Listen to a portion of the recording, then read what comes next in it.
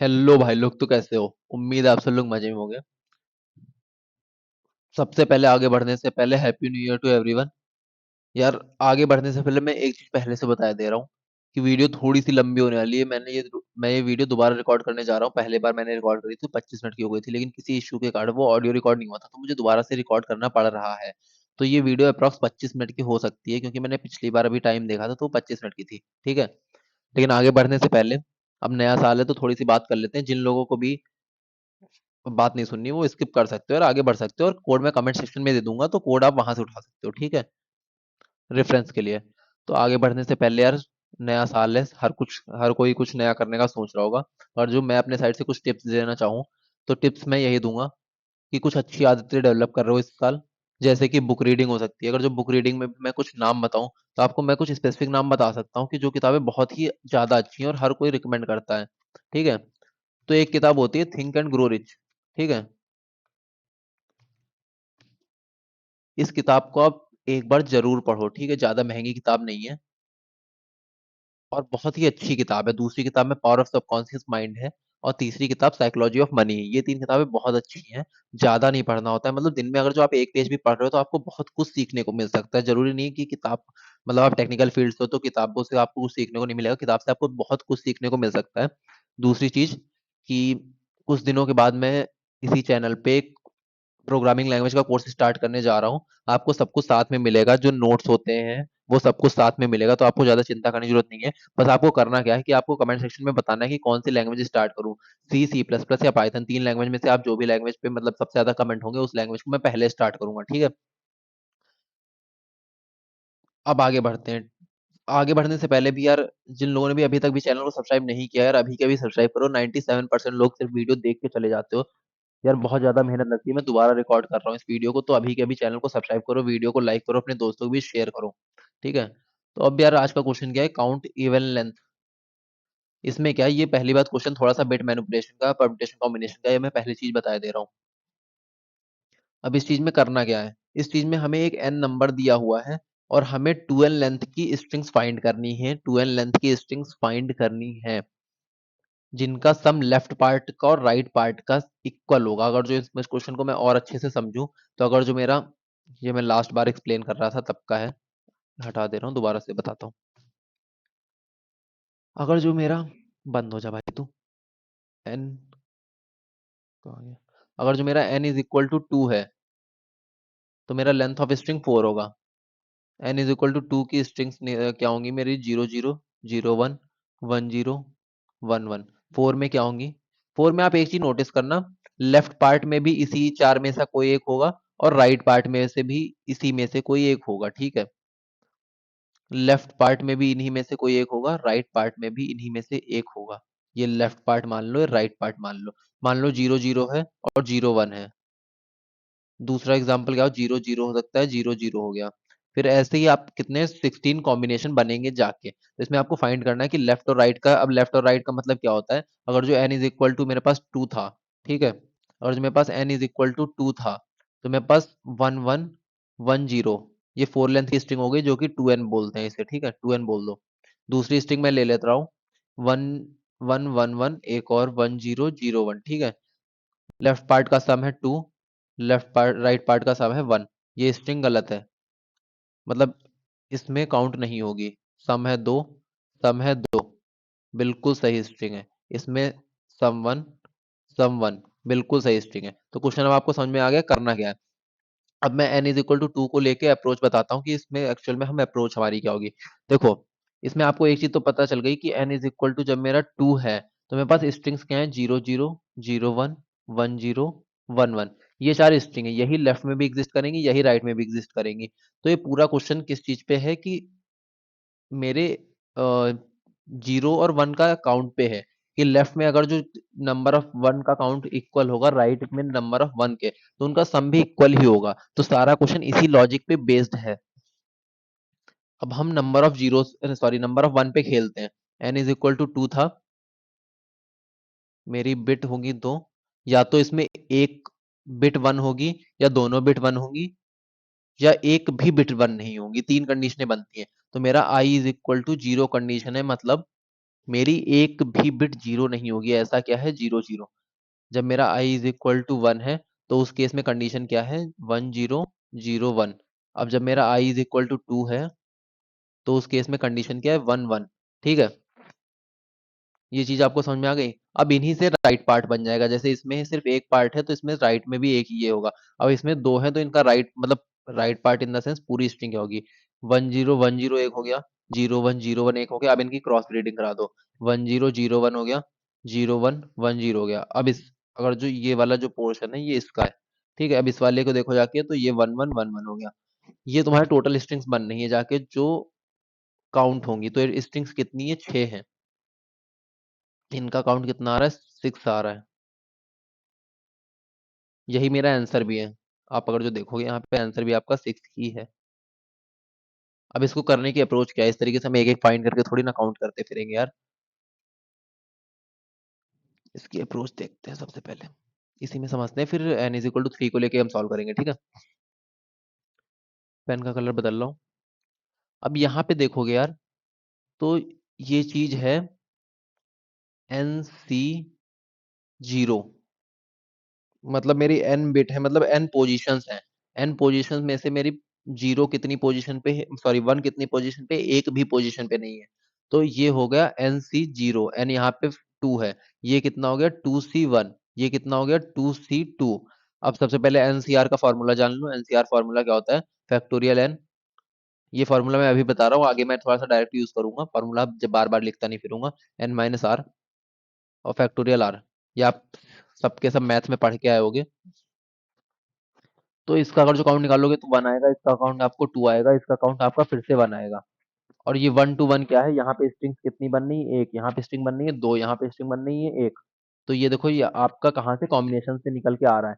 अब ये जो इधर राइट पार्ट स्ट्रिंग निकल रही है, इसका काउंट निकलेगा इन्हीं नंबर से, जो कॉम्बिनेशन वाले नंबर निकले हैं इन्हीं से आपका राइट का पार्ट सब निकल आएगा। अगर जो आप बेसिक एनालाइज कर पा रहे हो, तो आपको दिख रहा होगा ये स्क्वायर है। यहाँ पे वन है तो ये वन स्क्वायर है, यहाँ पे है तो ये टू का स्क्वायर है। ये जो टू का स्क्वायर है ये एक तरीके से, और ये फिर वन का स्क्वायर है। अब सबसे बड़ी चीज, ये स्क्वायर हो क्यों रहे हैं। अब मान लो आपके पास दो नंबर हैं और आपके पास दो बॉक्स हैं, जिसे मैं लेफ्ट पार्ट और राइट पार्ट बोल रहा हूँ। और ये जो दो नंबर मैं बोल रहा हूँ, ये नंबर एक्चुअल में वन जीरो जीरो वन इस तरीके के नंबर हैं। अब इन दोनों बॉक्स को भरने के तरीके कितने होंगे। इस बॉक्स में मैं दो वैल्यू भर सकता हूँ, या तो वन जीरो भरूंगा, जीरो वन भरूंगा, तो दो तरीके हैं भरने के। राइट में क्या भरूंगा, या तो वन जीरो भरूंगा या जीरो वन भरूंगा, इसको भी भरने के दो तरीके, इन दोनों को मल्टीप्लाई मार दो, कितना होगा, चार। स्क्वायर करके हमें आ रहा है आंसर, ये बात आपको क्लियर हो गई है। अब मैं आगे बढ़ता हूँ, N is equal to three को लेके करते हैं, फिर इन सीधे कोड समझते हैं। यार अभी भी चैनल को जिसने सब्सक्राइब नहीं किया यार, अभी के भी चैनल को सब्सक्राइब करो, वीडियो को लाइक करो, अपने दोस्तों को भी शेयर करो। और एक दूसरी चीज साथ में कमेंट सेक्शन में बता दो मैं कौन सी लैंग्वेज स्टार्ट करूँ, सी सी प्लस प्लस या पाइथन। थोड़ा सा, अब N is equal to three लेके चलता हूँ। N is equal to three, N is equal to three में केस कितने होंगे, या तो नंबर ऑफ वन जीरो होगा, या नंबर ऑफ वन टू होंगे, या नंबर ऑफ वन थ्री होंगे, ठीक है। इसमें सबसे पहले कंडीशन क्या होगी मेरी, number of one I is equal to zero है। तो इस केस में क्या होगा, three C zero is equal to one. इसे आप निकाल लेना उसी फॉर्मूले से, और इसका अगर जो आप रिप्रेजेंट करोगे तो ये नंबर हो रहा है इसका, ठीक है। अब मेरा दूसरा कंडीशन है I is equal to one. तो इस केस में थ्री सी वन है, और थ्री सी वन की वैल्यू क्या होती है, three factorial upon two factorial upon one factorial. Two factorial three minus one होता है, तो ये टू फैक्टोरियल कट जाएगा, थ्री होती है। तो ये वैल्यू थ्री आएगी। अब इसकी तीन स्ट्रिंग्स कौन सी बननी है, zero zero one, zero one zero, one zero zero, ठीक है। ये आपको क्लियर हो गया। अब तीसरी कंडीशन कौन सी है, I is equal to two. Three C two कितना होता है, तीन। अब इसके लिए इसके करस्पॉन्डिंग तीन स्ट्रिंग कौन सी बन जाएंगी, zero one one, one zero one, one one zero, ठीक है। ये तीन स्ट्रिंग आपकी बननी है। अब चौथी कंडीशन मेरी क्या है, I is equal to three. Three C three कितना होता है, वन होता है। इसके लिए स्ट्रिंग बननी है वन वन वन। ये बात आपको समझ में आ गई कि कॉम्बिनेशन से आपके नंबर ऑफ स्ट्रिंग्स निकलने में, साथ में लिख के भी दिखा रहा हूँ कि आपको और अच्छे से समझ में आए। अब इसके टोटल कॉम्बिनेशन के कितने बनेंगे, वन का स्क्वायर, इसका बनेगा थ्री का स्क्वायर, इसका कितना बनेगा, 3 का स्क्वायर, इसका कितना बनेगा 1 का स्क्वायर। यहाँ पे मैं अगर जो करूंगा तो 9 इसकी स्ट्रिंग्स बनेंगी, 9 इसकी स्ट्रिंग बनेगी, 9 इसकी स्ट्रिंग बनेगी। ठीक है, तो मैं यहाँ पे बना नहीं रहा हूँ, चलो एक का बना के दिखाई दे रहा हूँ, बाकी आप समझ जाओगे क्या सीन चल रहा है। ब्लैक लेता हूँ और इस वाले पार्ट को मैं एक्सपेंड करके दिखाता हूँ। तीन जो 9 है वो एक्चुअल में बन भी रही है नहीं बन रही, तो इसका है 001। अगर जो किसी को स्लो लग रहा है तो या 2x पे देख लो या 1.5x पे देख लो, लेकिन पूरी वीडियो देखोगे तो बहुत अच्छे से कॉन्सेप्ट आपके क्लियर हो जाएंगे। जी, अभी सबको मैं रिपीट मारे ले रहा हूँ, मतलब इस वाले के लिए मैं तीन स्ट्रिंग्स कौन सी बना सकता हूँ वो मैं लिख रहा हूँ। ये लेफ्ट पार्ट हो गया, 001 हो गया। फिर इसका 001, अब सेकंड में इसके लिए सात स्ट्रिंग ले लूंगा, 010, 001 के साथ मैं 100 लास्ट स्ट्रिंग ले लूंगा। ये मेरी स्ट्रिंग कंप्लीट हो गई। अब दूसरी स्ट्रिंग उठाता हूँ, दूसरी स्ट्रिंग को लिख दूंगा 010। अब इसके साथ वही तीनों कॉम्बिनेशन, 010, 010, 010, 100। ठीक है, अब तीसरी स्ट्रिंग उठाता हूँ और इसके साथ कर देता हूँ 100, 100, 100। इसके साथ होगा 001, 010 और 100। ठीक है, ये आप काउंट करोगे तो आपको 9 दिख रही हैं, मतलब हम जहाँ भी जा रहे हो बिल्कुल सही जा रहे हैं। अब आपको ये चीज तो समझ में आ गई। अब इनका स्क्वायर करूंगा कितना आ जाएगा, 1 का स्क्वायर 1, 3 का 9, 3 का 9 और फिर 1, ये आ जाएगा आपका 20। और इस केस में आपका सही आंसर भी 20 ही है। तो आपको अप्रोच समझ में आ गई है। जाके पहले यार खुद कोड करके देखो, अगर जो नहीं होता है तब दोबारा चल के आओ, यहाँ पे मैं आगे सब बताऊंगा आपको।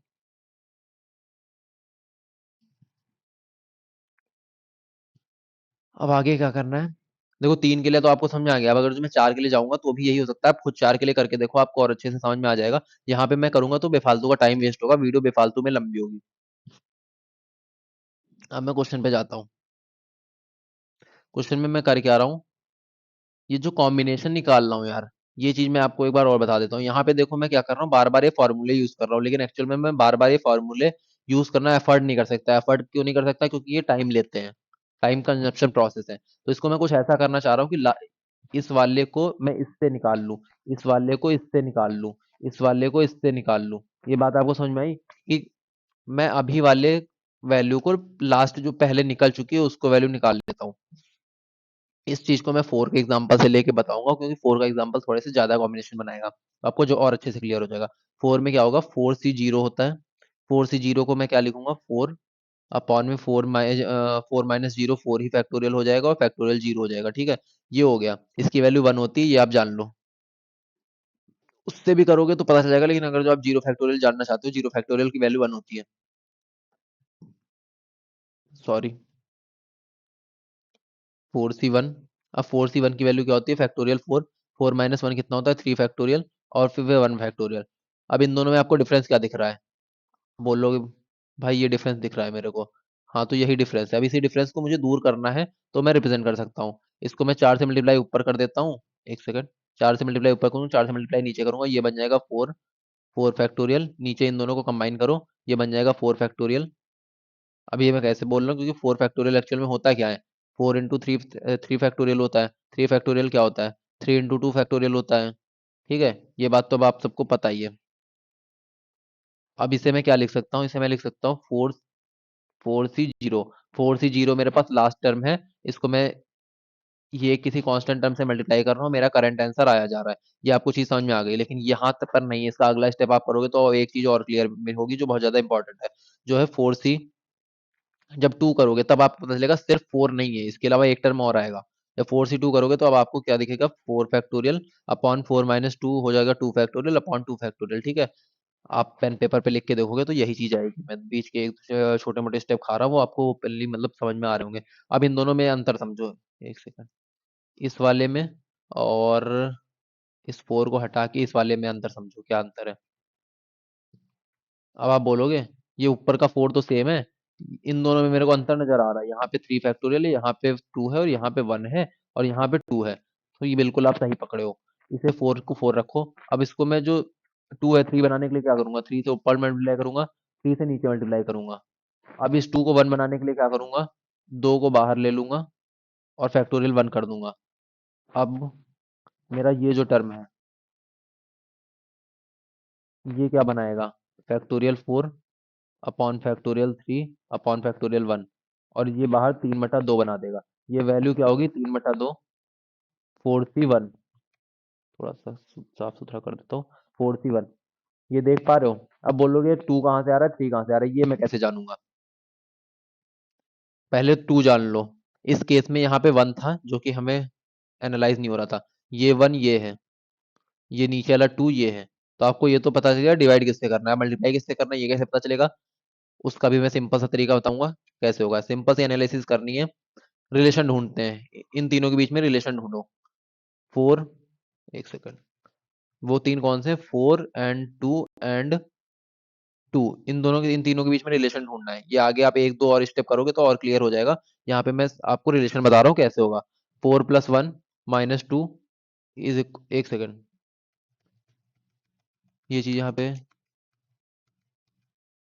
पे क्या होगा, 4, यहाँ पे 4C2 है, यहाँ पे 3/2 है। मल्ट सॉरी, एक चीज यहाँ पे कुछ गड़बड़ हुई है। डिवाइड वाला टर्म तो आपको समझ में आ गया है, मल्टीप्लिकेशन वाला टर्म आपको जानना है। हाँ, अब यहाँ पे गड़बड़ी क्या हुई है मैं वो देखने की कोशिश कर रहा हूँ। ठीक है, कुछ गड़बड़ नहीं हुई है, मैंने हल्का सा पीछे की एक छोटी सी चीज गड़बड़ कर दी है। हमें रिलेशन ढूंढना है 4, और हमें एक्चुअल में यहाँ पे 2 नहीं, यहाँ का 3 करना है, क्योंकि हमने डिवाइड वाला तो पहले से जान लिया ना कि जो यहाँ पे है, उसी से डिवाइड कर देना है। तो हमें रिलेशन फाइंड करना है, ये जो ऊपर वाला 4 है और यहाँ जिससे मल्टीप्लाई कर रहे हैं, तो इन तीन के बीच में रिलेशन क्या एग्जिस्ट करता है, 4+1 - 2 अब बोलोगे सब है क्या इसमें, तो मैंने देख लिया। 4 मेरा क्या है, n+1, ये एक वैल्यू हुई। 2 क्या है, r, इज इक्वल टू क्या आ जाएगा, जिससे मुझे मल्टीप्लाई करना है। ये फॉर्मूला अब आपको समझ में आ गया। अब मैं आपको इसका एक्चुअल बताता हूँ कि इसको मैं जनरलाइज कैसे कर सकता हूँ। एनसीआर की वैल्यू क्या होगी मेरी, मल्टीप्लाई मैंने किससे किया है, मल्टीप्लाई मैंने किया है इस वैल्यू से, तो इसी को मैं लिख दूंगा n+1 - r। डिवाइड मैंने किससे किया, आर से ही डिवाइड कर दूंगा, और लास्ट टर्म की वैल्यू से इसे मल्टीप्लाई कर रहा हूँ। ये आपको बहुत मैथ में और फार्मूला याद नहीं, तो यहाँ पे हमने एक तरीके से भी फार्मूला डिराइव भी कर लिया है। ये फार्मूला मैं एज इट इज लिखना नहीं चाहता था, क्योंकि आपको चीजें समझ में आनी चाहिए कि एक्चुअल में हो कैसे रहा है। ठीक है, ये फार्मूला आपको समझ में आ गया। अब इसके आगे करना क्या है वो जान लो। यार अभी भी चैनल जिसने सब्सक्राइब नहीं किया है, अभी के भी चैनल को सब्सक्राइब ठोको, और वीडियो को लाइक करके अपने दोस्तों को शेयर करो। अब इसमें हो क्या रहा है, सबसे पहले मैं वीएस कोड में बताऊंगा इस चीज को, क्योंकि वीएस कोड में थोड़ा फॉन्ट साइज पे मेरा ज्यादा कंट्रोल रहता है समझाने के मामले में। ठीक है, ये मेरा गिवन फंक्शन है जिसे मुझे कंप्लीट करना है। एक आंसर नाम का वेरिएबल बना रहा हूँ जिसकी वैल्यू 1 लेके चल रहा हूँ। 1 की वैल्यू लेके इसलिए चल रहा हूँ क्योंकि बाई चांस जिस केस में मेरा n = 3 था, उसमें मेरे पास 4 केस बनने थे, 0 1 2 3। ठीक है, यहाँ पे मैं लेके चल रहा हूँ 1 से, तो इसलिए मेरा जीरो वाला जो केस छूट रहा है, उस जीरो वाले में हमेशा आंसर 1 ही होता था, इसलिए मैं पहले से आंसर 1 लिए ले रहा हूँ। फिर ये मॉड है जिससे मुझे डिवाइड करना है, ये एक रिप्रेजेंटेशन होता है 10⁹ लिखने का। यहाँ पे देख, हॉवर करोगे तो आपको दिख जाएगा। ठीक है, लॉन्ग लॉन्ग, ये एक जो एनसीआर वैल्यू है उसको मैंने शॉर्टकट में लिखा है, इसको आप कॉम्बिनेशन बोल सकते हो, लेकिन शॉर्ट में मैंने सीओएम लिख दिया है। अब इसके बाद मैं एक लूप चला रहा हूँ आई से लेके एन तक। ये आई से लेके एन तक है क्या, ये आई से लेके एन तक आपकी वही कंडीशनें हैं। एक सेकंड, ऊपर हो जा भाई। हाँ, ये जो ये कंडीशनें हैं, ये जीरो वाली कंडीशन तो मैंने ली नहीं, क्योंकि यहाँ मैं 1 से स्टार्ट कर रहा हूँ, यहाँ से मैं 1 से स्टार्ट कर रहा हूँ, इसलिए मैंने आंसर वेरिएबल जो है, इस वेरिएबल को 1 ले लिया है। ये i = 1 से लेके n तक ये तीन कंडीशनें रन हो रही हैं।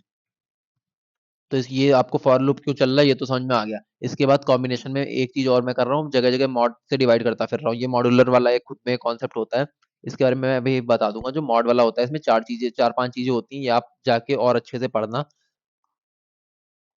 बाकी अभी मैं आपको रेफरेंस बता दूंगा कहाँ से पढ़ना है। मॉड में क्या होता है कि यार अगर जो कोई भी नंबर है, बाई चांस किसी नंबर को मॉड 5 कर रहे हैं, तो इसका मतलब ये होता है कि उस नंबर की वैल्यू 5 से ज्यादा तो बन ही नहीं सकती। बाई चांस एक आंसर नाम का मेरा वेरिएबल है जो बाई चांस 0 है, ठीक है, ये किसी भी कुछ भी इस पे मैंने ऑपरेशन परफॉर्म किया, ये हो गया मान लो 11 हो गया, तो इस पे तुरंत ही मॉड लग जाएगा, बोलेगा कि मेरे से बड़े तुम हो ही नहीं सकते। इस पे जब लगेगा ये कर देगा इसको 1, आंसर अब मेरा 1 हो गया।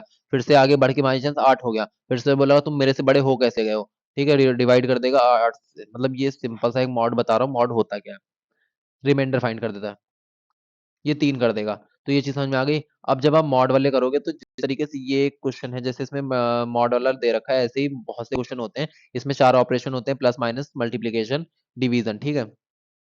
और एक इनवर्स भी होता है, वो डिवीजन का ही एक तरीके से फॉर्म आप बोल सकते हो। अब प्लस में क्या होता है, A plus B mod M का फॉर्मूला क्या होता है, A mod M plus B mod M divided by, sorry mod M. ऐसे ही यही सेम फार्मूला इन तीनों के केस में होता है, लेकिन डिवाइड और इनवर्स के केस में ये फार्मूला नहीं होता है। डिवाइड का केस थोड़ा सा अलग होता है। तो डिवाइड का केस मैं बता दूंगा आपको कहाँ से पढ़ना है। ये वीडियो अननेसेसरी बहुत ज्यादा लंबी हो जाएगी, और जो मैं ये मॉडुलस कॉन्सेप्ट बताने बैठा इसमें, ठीक है। तो अब इसमें क्या कर रहा हूँ, वही मैं फॉर्मूला यूज कर रहा हूँ। ऊपर वाला टर्म क्या है, एन प्लस वन माइनस आई। जो आर है वो यहाँ पे आई है, क्योंकि मैं लूप में आई यूज कर रहा हूँ। तो वो हो गया कॉम्बिनेशन, क्या है, ये लास्ट वाला वेरिएबल है, जो लास्ट वैल्यू होगी वो ये स्टोर कर रहा है। और मॉड में इसलिए कर रहा हूँ, वो जो मैंने बता रखा हर जगह मॉड कर रहा है। और ये मॉड इनवर्स क्या है, मॉड इनवर्स भी बताता हूँ मैं मॉड इनवर्स क्यों कर रहा हूँ। फॉर्मूले में आप बोलोगे भैया आप तो इसमें मल्टीप्लाई सॉरी डिवाइड कर रहे थे, लेकिन अब आप यहाँ पे इनवर्स कर रहे हो। तो यार मॉड इनवर्स क्या कर रहा है, one by R mod M, इसकी वैल्यू ये रिटर्न करके मुझे दे रहा है, ठीक है। मॉड इनवर्स ये चीज कर रहा है।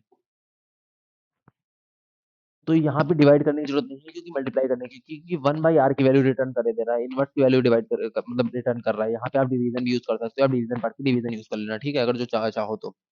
ये फंक्शन अभी मैं ऊपर दिखा दूंगा, लास्ट में आप यही करके आंसर में जो अभी वाला टेम्परेरी आंसर है उसको ऐड करोगे, और इसी तरीके से आप बढ़ते रहोगे। आंसर में मैं कर क्या रहा हूँ ये चीज भी मैं बताता हूँ।